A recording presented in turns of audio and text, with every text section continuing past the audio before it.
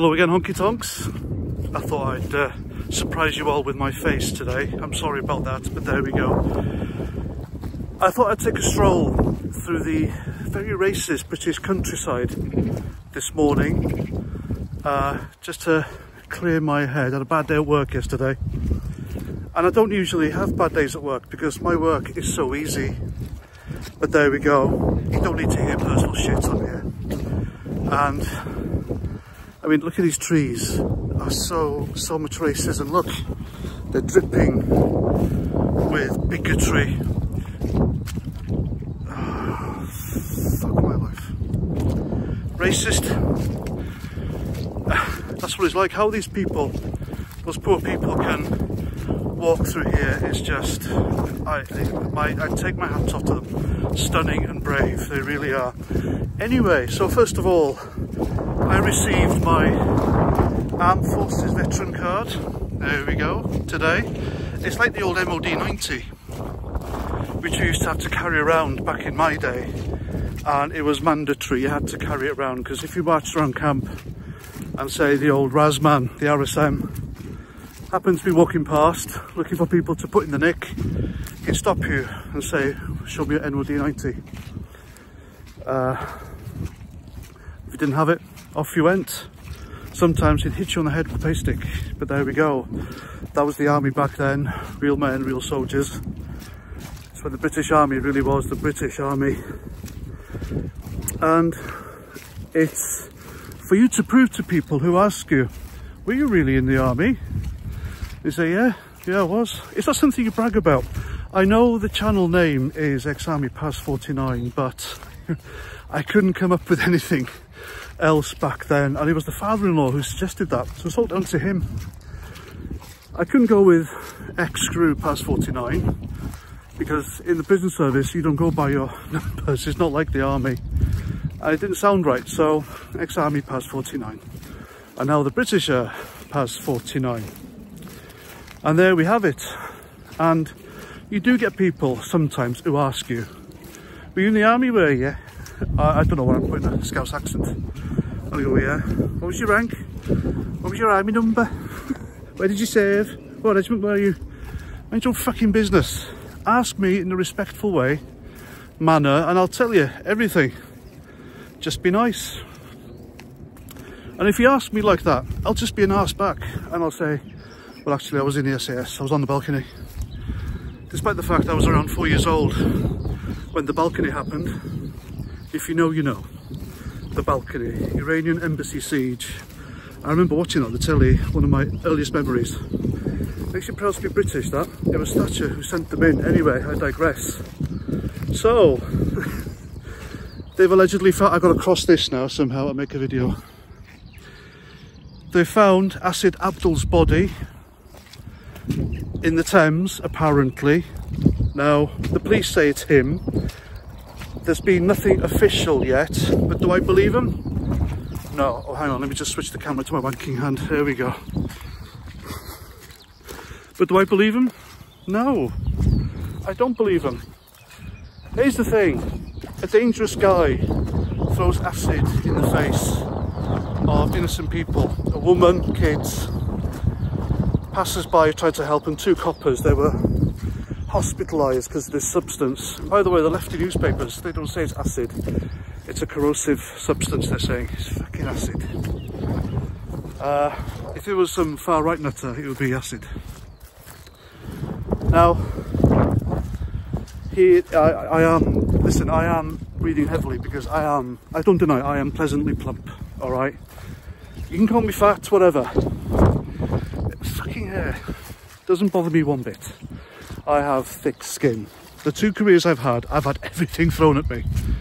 And, you know, if you want to go into a feud or war with me, you're picking on the wrong guy. Because not only can I take it, I can give it worse. I make Frankie Boyle look like Les Dawson. And I will just say the worst things back at you. So bear that in mind. Anyway, back to Abdul. They found his body, apparently, and I don't believe him. Because get this, out of all the ways to kill yourself, the police correctly deduced Let's switch arms now. I need to wank more with this hand, I think. Make it stronger. Where was I? Acid Abdul. This is what you get when I do videos like this. I'm so sorry, I do ramble on a bit and I go off subject. But of all the methods to kill yourself, the Met Police correctly deduced that he threw himself off the bridge into the Thames, and now they've conveniently found him after a public outcry of not believing them. People don't believe the Met Police. The Met Police have shown their true colours recently with their obvious two-tier policing. Innocent Christians preaching on the side of the road, patriotic people waving Union flags get warned, approached by the police and arrested, carted off, taken away, charged, whatever. Meanwhile, the free plasticine lot, nothing, they don't touch them. Oh, please come down from the statue, we'll give you a cup of tea, I promise. Oh, go on, please, pretty please, I'll do anything, we'll give you a present. Nothing whatsoever, and it's quite obvious, isn't it? So that's why I don't believe the Met Police. Oh, and also, if you call a copper out now, then the Met Police will issue a statement where they say hurty words are bad, you're making us cry, please don't, please stop, we can't cope. The Met Police have been recruiting the wrong people for ages. Softy snowflakes from socialist dripped universities and colleges, that's what they're recruiting now. And that poison has got into the police. And that's why I don't believe him. So if this guy really is Acid Abdul, then I'll eat my hat, this one, and I'll eat it with some hot sauce, my favourite hot sauce from Five Guys. And it burns, that one. It really does. It's a hot sauce. And I like my hot sauces. But think of it like this. If it really is him, I want to see a body. I want to see that scar on his face. I want to see him to prove that it's him. Then again, they could produce a body and just add the scar later, couldn't they? This is where conspiracy comes in. And I'm not a conspiracy theorist, but there's a new saying, the difference between the conspiracy and the truth is about a couple of weeks now, when the truth comes out. Everything the conspiracy theorists have been saying has, more often than not, come out. Someone walking the dog behind me. Another Caucasian. See, I told you the countryside is racist. Oh God, look at the state of me. Look, pleasantly plump, I told you. Now, I want to see a body, but it'll either be a fit up or they won't show it. Remember, Osama bin Laden, we caught him, we killed him. Where's the body? Oh, we gave it a respectful burial at sea. So there's no body, there's no proof. Is the guy still alive? I don't know. They didn't show us. Why bury him at sea?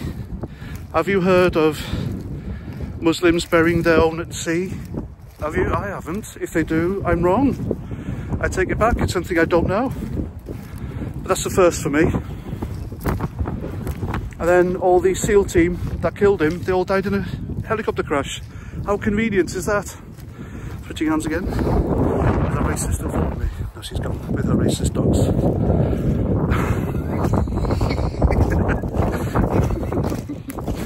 Yeah, and that's what it is.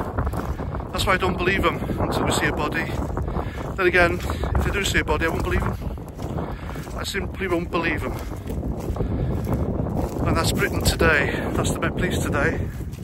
And if they have identified it as another body by the time this video goes out, then I'm wrong again, aren't I? But for the police to conveniently guess the guy jumped into the Thames to commit suicide and then they find his body in the Thames is just a massive coincidence. And I don't believe a word of it.